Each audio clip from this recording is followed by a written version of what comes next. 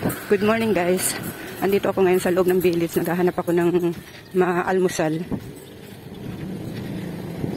Mayroon kasi ditong mabilhan ng mga pansit-pansit guys na masarap ang luto nila. Yung kasi sa labasan guys, may nabibilhan din doon. Kaso nga lang, hindi ko talaga gusto yung luto nilang pansit. Ang daming mantika. Kaya kahit malayo guys, andito ako napunta sa loob ng village. At saka madadaanan natin yung sinasabi kong grocery na yung huling vlog ko guys, yung sinasabi kong maraming grocery dito. Madadaanan natin yung isang grocery. Dati, dito ako namimili. Pero ngayon hindi na.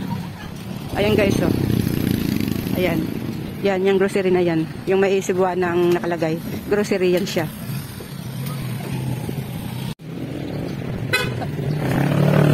Ayan guys, nandito na ako sa bilihan ng pansit. Okay, magkano pansit? Pabili po. Ayan, may pansit sila dito guys. Oh.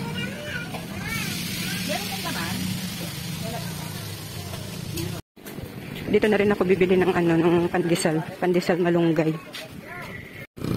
Ayan guys, pauwi na ako. Nakabili na ako ng pansit at saka pandesal. Bumili na rin ako ng pandesal dito guys kasi para hindi na ako mag-aabang doon. Kasi kung nag-aabang ako doon guys, natatagalan pa ako mag-abang doon. Minsan ang tagal ni kuya, hindi ko alam kung saan napupunta. Kaya bumili na ako dito ng pandesal kasi mayroon din naman dito sa loob na nagtitinda ng malunggay pandesal. Pauwi na ako. Alam nyo ba guys, ang dala kong pera 250. May dala akong wallet. May dala akong wallet. Tapos yung cellphone ko, inilagay ko sa wallet ko. Siguro sa pagbunot ko, nakabili na ako doon. Pagbunot ko siguro ng cellphone na hindi ko napansin, napasama siguro yung 100. Sana nandoon lang sa bahay yun. Nagbunot kasi ako ng cellphone dito sa kalsada. Pero okay lang. Kung ang makapulot naman malaki ang pangangailangan, okay lang. Pero sayang din, 100 din kasi yun guys.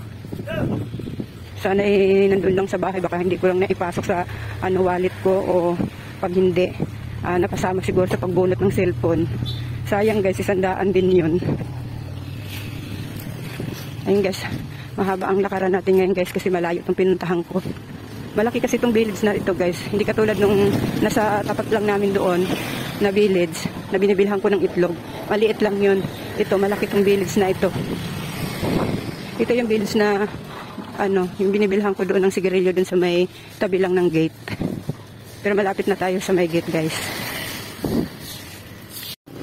Ayan guys, malapit na ako sa gate guys.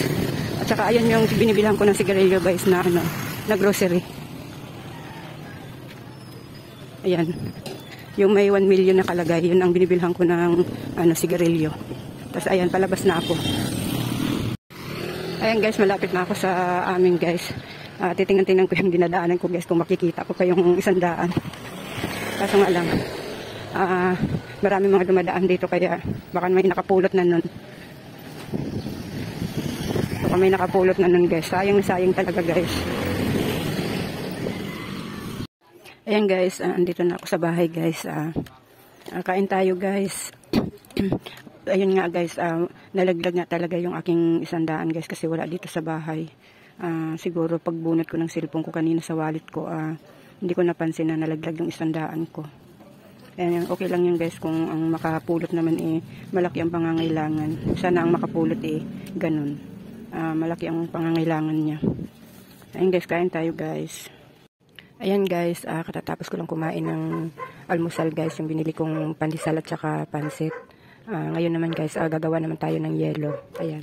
Hindi ako araw-araw nagawa ng yelo guys kasi ilan-ilan lang yung nabili sa akin ng yelo dito kasi dito sa looban namin guys, 2 kami nagtitinda ng yelo tapos isa pa.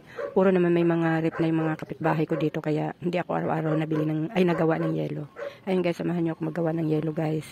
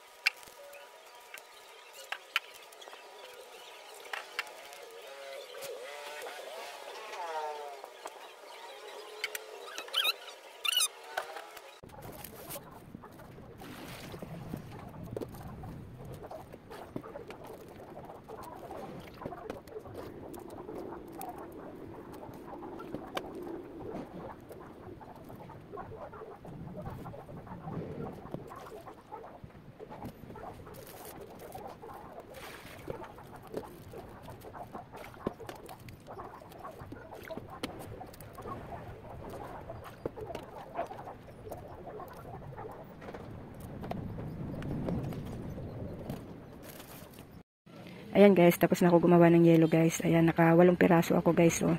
Bali 40 pesos din yan guys. 8 piraso lang ginawa ko guys kasi ilan lang naman yung nabili sa akin ng ng yelo. Tapos ito, alam mo ba yan guys, inaabot pa yan ng 3 araw o kaya minsan 2 araw yung 8 piraso na yan. Inaabot pa ng 2 araw kasi nga 2 kami dito sa looban nagtitinda ng yelo at saka isa pa. Ilan lang yung nabili kasi may mga rep na yung mga kapitbahay ko dito. Ayan.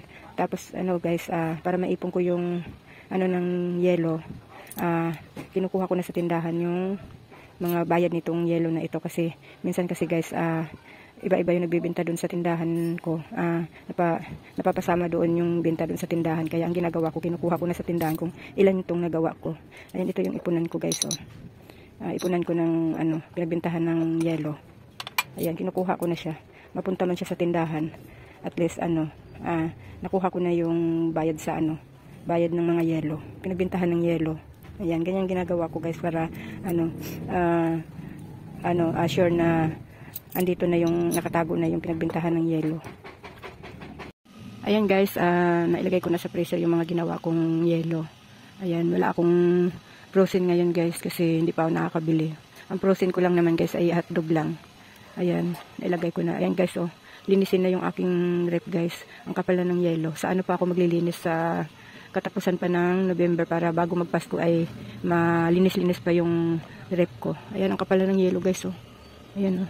Ito mga nabubutas pag yung nabubutas kong yelo. Ayan, kaya kumapal na siya dito, oh. Ayan, oh. Ang kapal na ng freezer ko guys, oh, ang yelo. Ayan, linisin na talaga siya. Ayan guys, hanggang dito na lang muna itong vlog ko guys. Maraming salamat sa panonood at supportan nyo.